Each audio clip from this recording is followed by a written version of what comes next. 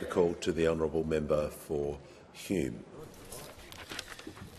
Deputy Prime Minister, the Coalition is deeply committed to the Australia-US relationship. Between Sunday and this morning, the DPM's office has provided two conflicting statements about the nature and formality of this week's meeting with Secretary Hegseth. Since this morning, there have been three different explanations about the nature and extent of the meeting. Deputy Prime Minister, was this a meeting with Secretary Hegseth or just a photo opportunity, and was there an outcome beyond the photo? Order. Order. Order. Members on my left and the members on my right, the member was heard in silence. And I'd like to hear from the Deputy Prime Minister and Minister of Defence, and he has the call. Well, thank you, Mr Speaker. I genuinely do appreciate the question from the member opposite. And Congressman Smith, welcome to question time. You're in for a treat. The question that we have just heard, the question that we've just Shadow Minister, is just another example of how the Liberal Party, a party which actually has a proud history of governing this country, is today completely broken.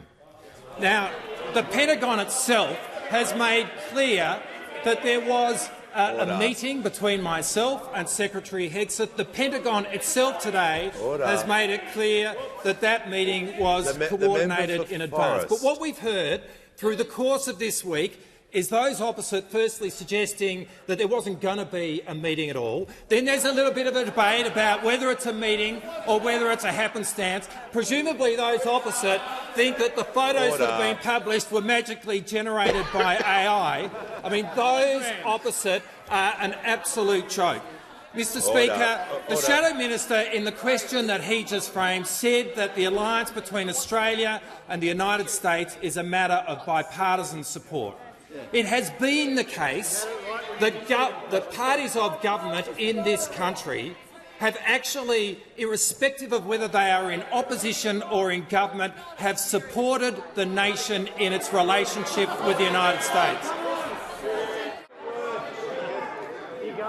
Look, order.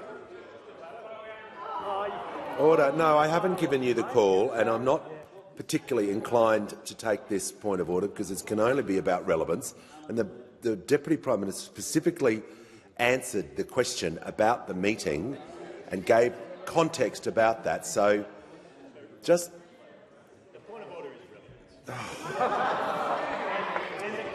order. The member for Hume has the call. The outcome of the meeting. No.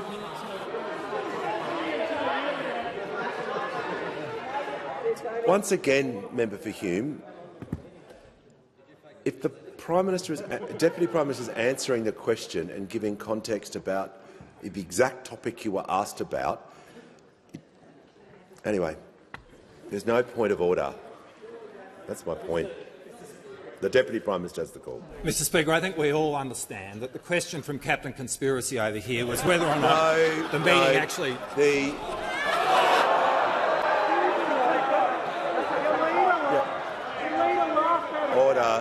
Order. No.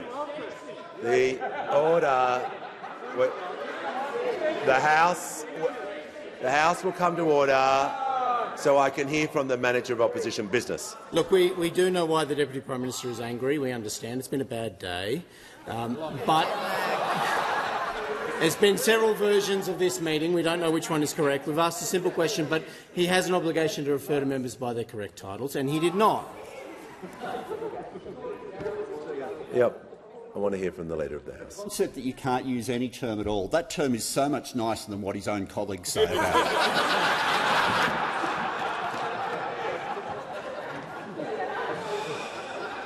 it. Look, order. Order. When the House, we are going to bring the House to order. I know it's Thursday, but we are going to bring the House to order. Questions have been asked. Entitled to do so. The Deputy Prime Minister is going to continue with his answer And I don't want any more interruptions or interjections, and I want everyone referred to by their correct titles. Mr Speaker, the relationship between Australia and the United States should be above partisan politics. Parties in this country, parties of government in this country, whether they have been in government or in opposition, have come to this place wanting whoever is in government to succeed in our relationship with the United States. That's certainly the spirit that we brought to bear when we were in opposition. But right now, those opposite are desperately hoping that the nation fails in its relationship with the United States, and that is a disgrace. The fact of the matter is that those opposite should grow up and return to the place which has been occupied by the Liberal Party in the past, and to support the alliance with the United States and do so in a bipartisan way.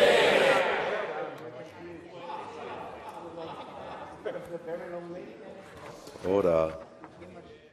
In the bustling chamber of Australia's Parliament during question time, the opposition's member for Hume grilled the Deputy Prime Minister on the murky details of a recent encounter with U.S. Secretary of Defense Lloyd Austin, misheard amid the chaos as Hexith or Hexth.